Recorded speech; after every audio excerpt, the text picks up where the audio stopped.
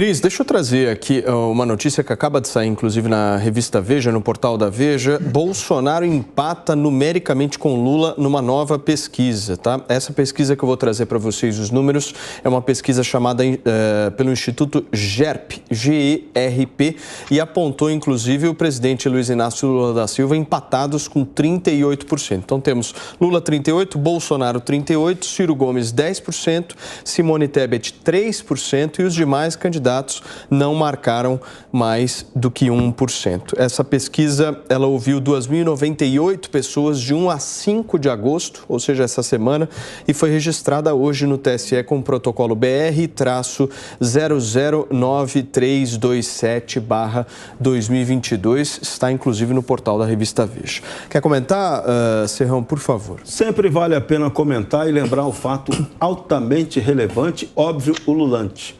Só hoje, amanhã e até o dia 15, na verdade, nós saberemos quem de fato vai disputar essa corrida presidencial.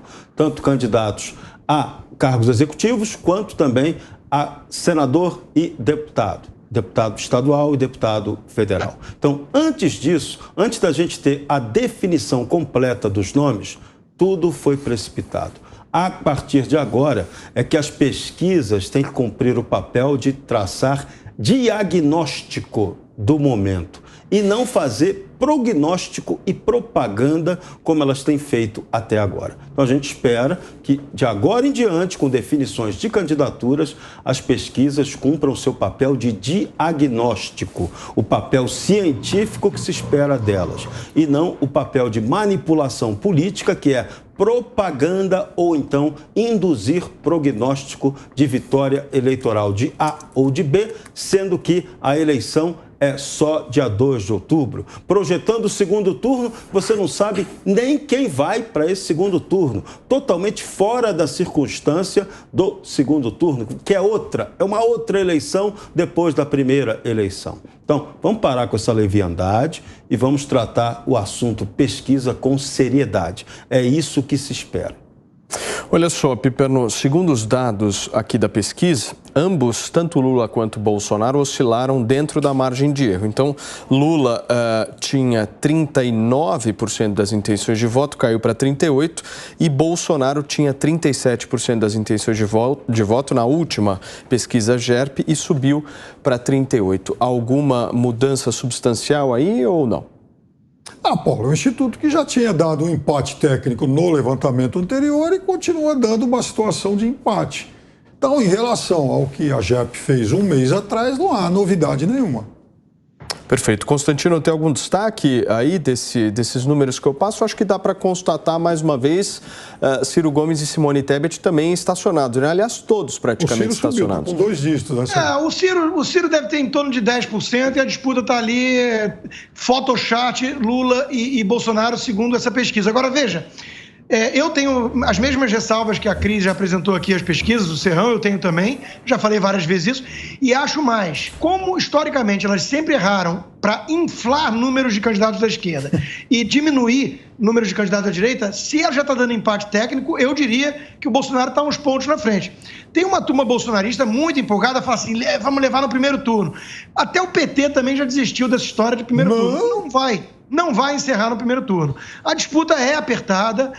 Inacreditavelmente, o Lula, apesar de tudo que o PT fez com o Brasil e de todos os escândalos de corrupção, toda a condenação que ele sofreu e que tem base material, depois ele foi descondenado em malabarismos supremos, ainda tem uma parcela grande da população que é de esquerda ou que odeia Bolsonaro e vai com Lula. Então, a disputa não é fácil para nenhum dos lados. Ela vai ser apertada. Mas se as pesquisas já começam a apontar empate técnico, o Bolsonaro está na frente, isso eu não tenho a menor dúvida. Aliás, é o que os nossos olhos enxergam, é o Datapovo. Agora, eu vou voltar para fechar só a questão feminina, porque o Piperno voltou a falar, não, mais mulheres é bom e tudo, e eu continuo achando assim, isso é um discurso hipócrita. Ele quer acenar para a base feminista, para a esquerda, porque o que ele quer dizer no fundo é que ele precisa ter mais esquerdista, não qualquer mulher, porque eu pergunto a ele, Freixo ou Zambelli? Bia Kicis ou Molon?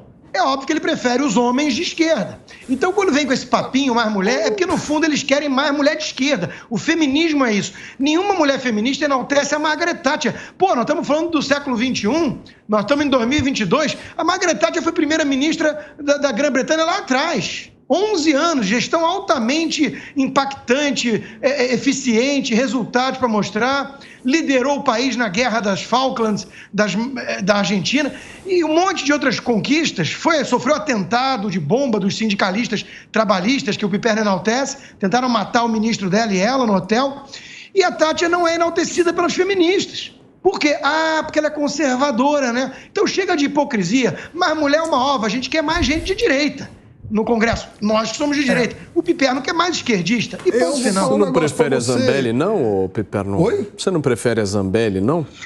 Ó, o coronel vem aí bater nele. Eu diria para você que, vou falar uma coisa, né? Triste é o país que não tenha gente suficiente, mais gente de nível superior ao dela. Mas eu queria dizer o seguinte, esse discurso do Constantino é uma construção falaciosa, né, para exatamente estabelecer uma espécie de maniqueísmo de ficção mais uma vez. Eu não disse nada disso, e, aliás, nesse programa aqui, inclusive, eu já até elogiei a Thatcher algumas vezes, porque eu já cansei de elogiar a boa e velha direita propositiva, porque eu faço sempre essa discussão. Sempre no passado. Eu sempre... A direita que presta é sempre aquela que já era. Isso, então vamos lá. Mesmo que a gente admita que esse seu falacioso argumento de que é só a gente do passado seja real e verdadeiro, você há então de concordar comigo que pelo menos, por conta, né, dessas reminiscências, dessa nostalgia toda, eu já elogiei a Thatcher. Mesmo que na sua cabeça seja para fazer uma diferenciação entre a direita dos velhos tempos e a atual. Na minha cabeça não, foi um fato. Já elogiei. As feministas não enaltecem a Thatcher, a esquerda odeia a Thatcher. E vou falar um negócio. Eu recuaria até mais no tempo. Eu gosto, por exemplo, da figura da Indira Gandhi, muito antes da Thatcher, e que também pensava um pouco diferente. Olha, a gente pode citar, por exemplo, a Nicarágua da Violeta Chamorro. Também uma mulher conservadora, admirável. A Thatcher nunca usou a cartada feminista, aliás, ela nunca deveu nada ao movimento feminista, ela disse isso, e o movimento feminista odeia ela. Então vamos parar de firula e constatar o que eu estou dizendo aqui. O movimento feminista tem a ver com esquerda e não com mulher. Ponto final. O movimento feminista tem a ver com esquerda, sim, porque a direita faz exatamente isso que você faz agora. Abomina qualquer menção ao feminismo. Então é óbvio que a esquerda pergunta qual mulher. Aliás, a esquerda atual, a direita, a esquerda atual não sabe nem definir mulher. Acha que homem que pensa que é mulher também. Que beleza isso. Cris, vamos lá, para a gente fechar. Essa história das candidaturas femininas, eu acho que é um processo de evolução da sociedade. Veja, se a gente for comparar o número de candidatas hoje com o número de candidatas de 30 anos atrás, a gente vai ver um salto absurdo, mas realmente não vai se enquadrar no que talvez a esquerda queira ir com a representatividade feminina que as feministas radicais querem. E nem vamos ter só Sâmias Bonfim no parlamento, vamos ter Carla Zambelli, Bia Kicis, e que bom que há essa diversidade, né? O debate, ele prospera quando há diversidade. A gente não pode querer a imposição. Quem gosta de impor, pelo que eu tenho visto, pelo menos no atual contexto político, é a esquerda. A esquerda é extremamente tirana, gostou de ser tirana na pandemia, e isso me assusta, por exemplo, em relação à vice-prefeita de Salvador, porque a gente viu o que os baianos sofreram e continuam sofrendo desde a pandemia. Bahia e Ceará são os únicos estados, até onde eu saiba, que continuam com passaporte vacinal, por exemplo, que continuam demitindo até funcionário público porque não tomou vacina. Isso com a pandemia a emergência sanitária já encerrada há meses. Então, uma forma de governar que eu acho que não deve ser enaltecida, nem por mulheres, nem por homens, não. E no parlamento a gente também vê alguns radicalismos ali por homens e por mulheres, não tem diferenciação de gênero, é mais por ideologia mesmo, mas de qualquer forma eu sou pró-diversidade, eu acho que é isso que faz a democracia. Então a gente tem que olhar essas candidaturas femininas como a gente olha as masculinas e analisar, como diz o Rodrigo, pela competência e não por ser mulher ou ser homem ou ser lá, sabe-se o quê, né? Porque realmente as definições hoje em dia andam bem confusas. Fala, Piperno.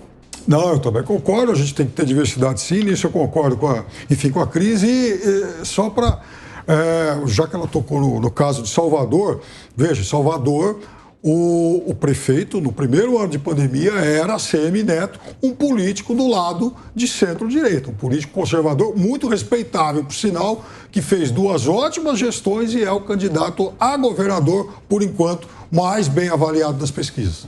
Muito bem, nós estamos ao vivo aqui na Jovem Pan News, são 5h31. Segue, Serrão, por favor. Pois é, aí o Piperno lembrou do ACM Neto e ele escolheu uma empresária para ser vice dele. Então, o exemplo está claro aí. As mulheres realmente estão ocupando espaços, não pela questão de gênero, mas por competência. A moça que vai ser candidata lá na Bahia, ela é CEO de uma empresa de comunicação.